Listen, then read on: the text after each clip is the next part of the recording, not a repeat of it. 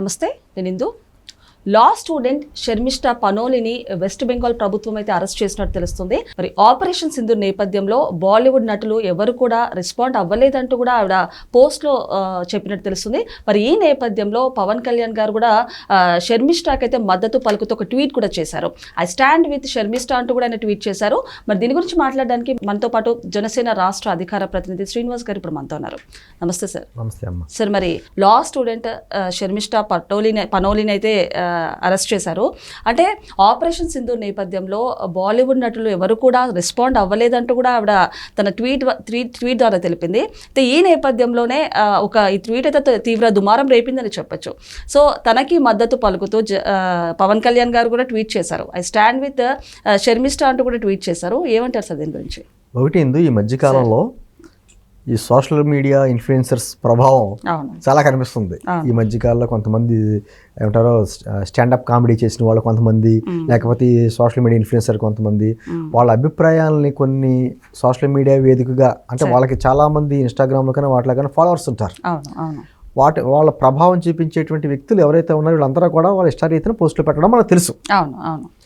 కానీ దేశ భద్రతకు సంబంధించి కొన్ని లిమిట్స్ ఉంటాయి ఇందు. ఎందుకంటే భావ ప్రకటన స్వేచ్ఛ వేరు, బరితెగింపు వేరు. మనకి రాజ్యాంగం భావ ప్రకటన స్వేచ్ఛ కల్పించింది కదా అని చెప్పేసి మనం ఒక పరిధులు మించి దాటితే ఇబ్బందులకి ఎదుర్కోవాల్సిన సందర్భం ఉంటుంది ఏదైనా సరే. ఇంకా ఆపరేషన్ సింధూర్ విషయం అంటే భారతదేశంలో ఉన్నటువంటి రాజకీయ పార్టీలు కావచ్చు, సోషల్ మీడియా ఇన్ఫ్లుయెన్సర్స్ కావచ్చు, ఎవరైనా కావచ్చు, అందరూ ఏకతాటి మీదకి ఆ సందర్భంలో భారతదేశం మీద ఎప్పుడైతే పాకిస్తాన్ వాళ్ళు ఆ దాడి చేశారో అప్పుడు దాని మీద అందరూ ఏకమయ్యారు. దాని మీద చాలామంది కొన్ని తమ అభిప్రాయాలు చెప్పడం అనేది జరిగింది. కొంతమంది కాంగ్రెస్ నేతలు అయితే కొంచెం స్పీడప్గా ముందుకు లైన్ కూడా దాటి విమర్శలు కూడా చేయడం జరిగింది. అంటే బీజేపీ దీన్ని రాజకీయంగా ఉపయోగించుకుంటుంది, సరే మరి మన విమానాలు ఎన్ని ధ్వంసమైనవి చెప్పట్లేదు, లేకపోతే ఆ 4 ఉగ్రవాదులను ఎందుకు పట్టుకోలేదు, ఇటువంటి ఏ కామెంట్ చేస్తా కాంగ్రెస్ వాళ్ళు రాజకీయ నాయకులు కాబట్టి రాజకీయ విమర్శలు చేస్తూ ఉంటారు. బట్ ఏంటంటే మనం పదే ఏం చెప్తాం, దేశ భద్రతకు సంబంధించిన విషయంలో కొంచెం బాధ్యతగా ఉండాలనే మాట మనం మాట్లాడతాం. సరే, ఈ అమ్మ షర్మిష్ఠా పనోలి ఆ అమ్మాయి లా స్టూడెంట్. ఆ అమ్మాయి కూడా సోషల్ మీడియా ఇన్ఫ్లుయెన్సర్, ఇన్స్టాగ్రామ్ లో మంచి ఫాలోవర్స్ ఉన్నారు.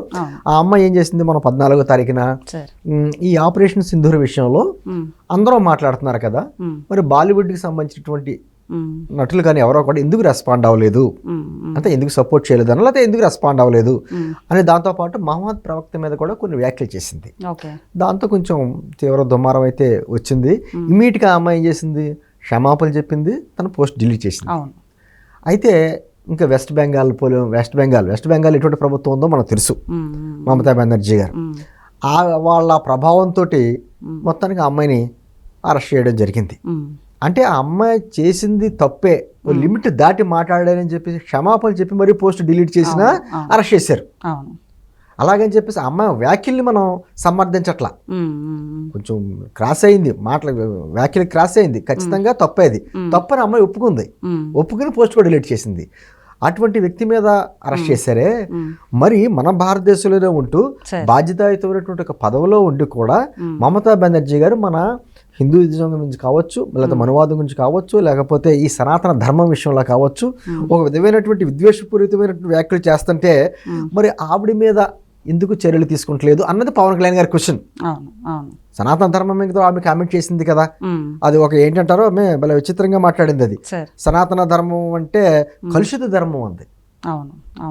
మరి ఈ భారతదేశంలో మెజారిటీ ప్రజలు అనుసరించేటువంటి ఒక ధర్మాన్ని ఒక బాధ్యత గల ముఖ్యమంత్రి స్థానంలో ఉండి అది ఒక కలుషిత ధర్మం అనే మాట ఆమె మాట్లాడినప్పుడు అది మరి సమాజంలో విద్వేషాలు రెచ్చగొట్టేటువంటి వ్యాఖ్యలు కాదా?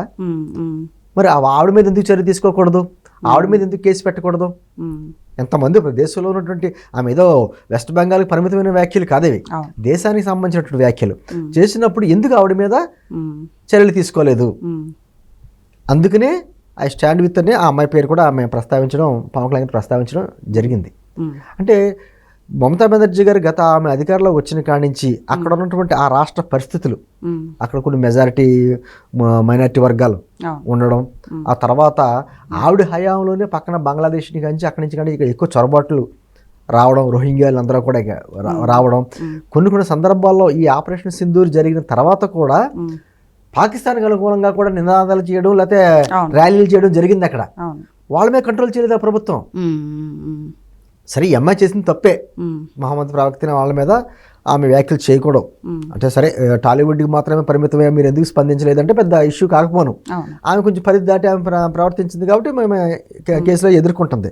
మరి ఇంత బాధ్యతారాహిత్యంగా మరి మమతా బెనర్జీ గారు కామెంట్ చేస్తే ఎందుకు చర్యలు తీసుకోరు అనే ప్రశ్న ఈ రోజున పవన్ కళ్యాణ్ గారు లేవనెత్తారు. ఎప్పుడైతే పవన్ కళ్యాణ్ గారు వాయిస్ మాట్లాడారో దేశవ్యాప్తంగా ఆయనకు మద్దతు వచ్చింది. ఎంపీ కంగనా రనౌత్ గారు కూడా దానికి స్పందించారు. అదేవిధంగా దేశంలో అనేక మంది మేధావులు కావచ్చు, లేకపోతే మిగతా సోషల్ మీడియా ఇన్ఫ్లుయెన్సర్స్ కావచ్చు, ఈ సమాజంలో మన భారతదేశం అంటే సనాతన ధర్మం ఉన్న గౌరవం ఉన్న వ్యక్తులు కావచ్చు, అందరూ కూడా రెస్పాండ్ అయ్యారు. పవన్ కళ్యాణ్ గారు మాట్లాడినట్టు మిగతా వాళ్ళు ఎందుకు మాట్లాడలేకపోతున్నారు, ఆవిడ మీద ఎందుకు చర్యలు తీసుకోలేకపోతున్నారు అంటే ఎవరో ఒకళ్ళు అంటే ఏదైనా రెండు వైపులా సమానంగా ఉండాలి. తప్పు ఎవరు చేసినా తప్పే, అంతేగాని హిందూ ధర్మం మీద ఎవరు వ్యాఖ్యలు చేసినా అదేమో భావ ప్రకటన స్వేచ్ఛ, రాజ్యాంగం కల్పించినటువంటి హక్కు అని మాట్లాడుతూ ఉంటారు. అదే ఇతరుల మీద ఏదైనా మాట్లాడితే, ఇతర మతస్థుల మీద ఎవరైనా మాట్లాడితే మాత్రం ఇమీడియట్గా అరెస్టులు చేసేస్తారు. ఇది ఎక్కడ రాజ్యాంగం లేదా ఇది ఎక్కడ ప్రజాస్వామ్యం? సరే, మరి మీరు అన్నట్టు ఆపరేషన్ సింధూర్ని రాష్ట్ర ప్రభుత్వం కానివ్వండి, కేంద్ర ప్రభుత్వం కానివ్వండి స్పందించింది దానిపై. అలాంటిది నిజంగానే అంతకుముందు కూడా ఒక ఆరోపణ ఉంది, బాలీవుడ్ నటులు కూడా ఎక్కడ స్పందించలేదంటూ కూడా ఒక వార్త కూడా వినిపించింది. సో ఏ రకంగా చూడొచ్చు సార్? అదే అండి, ఇప్పుడు ఏంటంటే బాలీవుడ్ నటులు ఎందుకు స్పందించలేదు అని ఎందుకు అడుగుతామంటే వాళ్ళు కూడా ఇన్ఫ్లుయెన్సర్స్. వాళ్ళ మాట, వాళ్ళ చర్యలు ప్రతిదీ కూడా ప్రభావం ఉంటుంది సమాజం మీద. వాళ్ళ అభిమానులతో కావచ్చు, ఏదైనా కావచ్చు, ప్రభావం ఉంటుంది. కాబట్టి వాళ్ళకు కూడా సమాజం మీద ఒక బాధ్యత ఉంటుంది. ఇప్పుడు తెలుగు రాష్ట్రాల్లో చూడమ్మా, ఏదన్నా ఒక ప్రకృతి వైపరీత్యం జరిగిందనుకో, ఒక వరద వచ్చినా, తుఫాను వచ్చినా, పెద్ద పెద్ద రాజకీయ నాయకులు వందల కోట్ల వేల కోట్ల ఆస్తులు సంపాదించి రాజకీయ నాయకులు కూడా అడగరు, అరే ఎంత విపత్తు వచ్చింది, పలానా నటుడు స్పందించలేదు, పలానా నటుడు ఎటువంటి విరాళం ఇవ్వలేదు, ఈ ప్రజల వలన పైకి వచ్చిన వ్యక్తులు అనేసి చాలా ఈజీగా మాట్లాడేస్తాం. అంటే బాలీవుడ్ నటులు కూడా బాలీవుడ్ పరిశ్రమే ఒక ప్రపంచవ్యాప్తంగా ఉన్నటువంటి పరిశ్రమ, ఒక ప్రాంతానికి సంబంధించింది కాదు, దేశం అంతా ఇన్ఫ్లుయెన్స్ ఉంటుంది, ప్రపంచవ్యాప్తంగా కూడా పెద్ద మార్కెట్ ఉన్నటువంటి నటులు వాళ్ళు మరి భారతదేశం మీద ఇటువంటి దాడి జరిగినప్పుడు ఎందుకు వాళ్ళు కూడా ఒక సపోర్ట్, కొందరు స్పందించారమ్మా, మొత్తానికి స్పందించలేదు నేను అంటున్నా, కానీ అమితాబ్ బచ్చన్ లాంటి వారు కొంతమంది స్పందించారు, దేశానికి మద్దతుగా నిలబడ్డారు.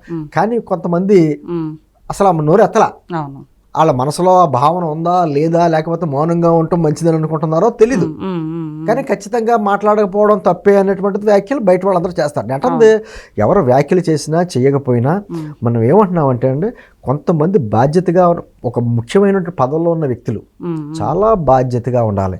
ఈ రోజున మమతా బెనర్జీ గారికి ఆ రాష్ట్రంలో ఏదైతే ఈ బయట నుంచి వలస వచ్చేసిన వారి వ్యక్తుల ఓటు బ్యాంక్ పెరిగిపోయిన తర్వాత వాళ్ళని సంతృప్తిపరిస్తే చాలు, వాళ్ళంతా కూడా ఏకగ్రీవంగా వచ్చి ఓట్లేస్తారు కాబట్టి ఆ వర్గాన్ని సంతృప్తిపరిస్తే చాలు అనే విధానంతో మాట్లాడుతుంది ఆమె. అది తప్పు. తప్పు ఎవరు చేసినా శిక్షించమని మనం అంటున్నాం. కానీ మీరు బాధ్యతతో పదవిలో ఉండి, ఒక ముఖ్యమంత్రి హోదాలో ఉండి సనాతన ధర్మాన్ని మీరు ఏ విధంగా మాట్లాడతారు, అలాగే కించపరుస్తాను, అది భారతదేశంలో ఉన్నటువంటి ప్రజలందరూ అవమానించినట్టు కదా. మరి అటువంటి వ్యాఖ్యలు చేసిన వ్యక్తులు ఏ పదవిలో ఉన్నా కూడా వాళ్ళ మీద చర్యలు తీసుకోవాలి కదా. వాళ్ళ మీద ఎందుకు కేసులు పెట్టలేదు పోలీసులు? అంటే పోలీసులు ఆ రాష్ట్రంలో ఉన్నటువంటి పెద్దవాళ్ళు ఏది మాట్లాడినా పర్వాలేదు, ఎవరైనా మాట్లాడితే మాత్రం కేసులు పెట్టేస్తారా? ఇది అక్కడ రాజ్యాంగం అందరికీ ఒకే రకంగా ఇచ్చింది కదా హక్కు. పైనుంచి రాష్ట్రపతి దగ్గర నుంచి సామాన్య పౌరుడు వరకు కూడా తప్పు చేస్తే ఎవరికైనా ఒక రకమైన శిక్ష. పదవిలో ఉన్న వాళ్ళకి ఒకలాగా, పదవిలో లేని వాళ్ళకి ఒకలా లేదు కదా. మరి సమాజంలో విద్వేషాలు రగిలించేటువంటి వ్యాఖ్యలు చేసినటువంటి మమతా బెనర్జీ మీద ఎందుకు చర్యలు తీసుకుంటలేదు? ఆ అమ్మాయి మీద ఇమీడియట్ గా ఎందుకు అరెస్ట్ చేశారు? ఇంకొకటి, అమ్మాయి క్షమాపణ చెప్పిన తర్వాత చెప్పింది, పోస్ట్ డిలీట్ చేసింది అమ్మాయి, వెంటనే డిలీట్ చేసింది. మరి అటువంటి వ్యక్తుల మీద అరెస్ట్ చేసి ఈమె మీద అరెస్ట్ చేయలేదు? ఖచ్చితంగా అరెస్ట్ చేసినప్పుడు కదా దేశంతో ఒక సంకేతం వెళ్తుంది.